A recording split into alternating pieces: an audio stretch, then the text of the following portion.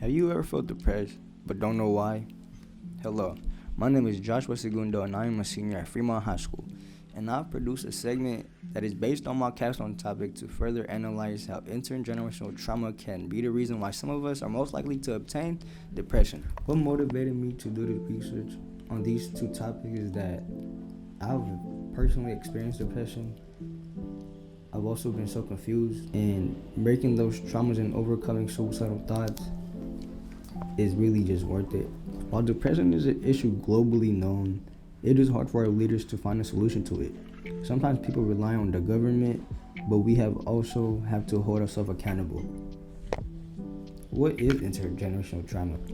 The American Psychological Association defines intergenerational trauma as when descendants of a person who have experienced a terrifying event shows adverse emotional and behavioral reactions to the event that is similar to those of the person himself or herself. These reactions often include shame, increased anxiety and guilt, a heightened sense of vulnerability and helplessness, low self-esteem, depression, suicidality, substance abuse, disassociation, hypervigilance, intrusive thoughts, difficulty of relationships and attachments to others, difficulty in regulation aggression, and extreme reactive to stress. Intergenerational trauma has an impact on everybody because at a point in time, a lot of people's loved ones have been impacted. Side effects of intergenerational trauma can be vary from stress all the way up to depression and being suicidal. Because intergenerational trauma increases lifetime susceptibility to multiple neuropsychiatric disorders, this link can keep descendants of this trauma from healing.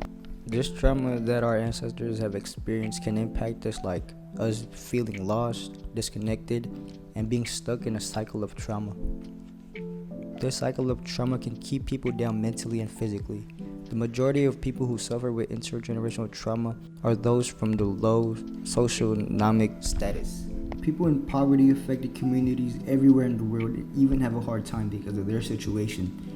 If you add that people have been depressed throughout time and get impacted with mental disorders. When people ask me how to combat that issue, I usually explain how having a supportive and open community help people with intergenerational trauma. From my personal experience, seeking therapy while in high school can be beneficial for our mind. You can use community resources that are in your area like school therapy, school clubs, and just your regular neighborhood community. Dealing with intergenerational trauma and depression go hand in hand with each other, making it difficult for people to break the cycle.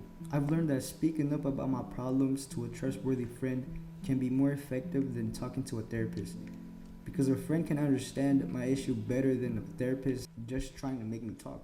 When I speak to someone I know I have a connection with, it can be really stressful even. It makes me feel like a heavy weight just been lifted off my body.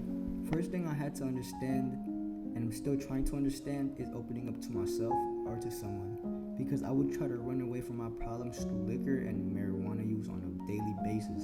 Little did I know that effect on my body had a big toll. I didn't feel like myself because of the feelings that I had to really cope with. Then later that led to my depression and to suicidal tendencies. My main goal was to not stop depression, but to understand why and how I can, as a strong-minded person, simply can overcome it. Keeping your issue that needs to be spoken on shouldn't be bottled up. It can affect you and your lifestyle. The best thing I like to do is to meditate. It can help people improve sleep, gain a new perspective on the stress level and situations, build skill to manage your stress, increase self-awareness, focus on the present, reduce negative emotions, increasing imaginations and creativity, and increasing patience and tolerance.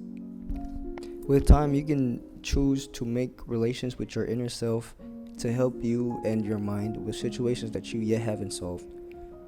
Also, meditation can be beneficial to a person.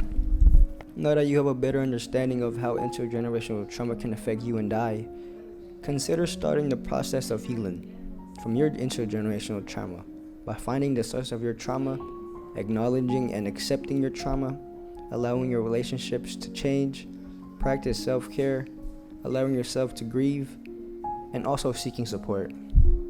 Joshua out!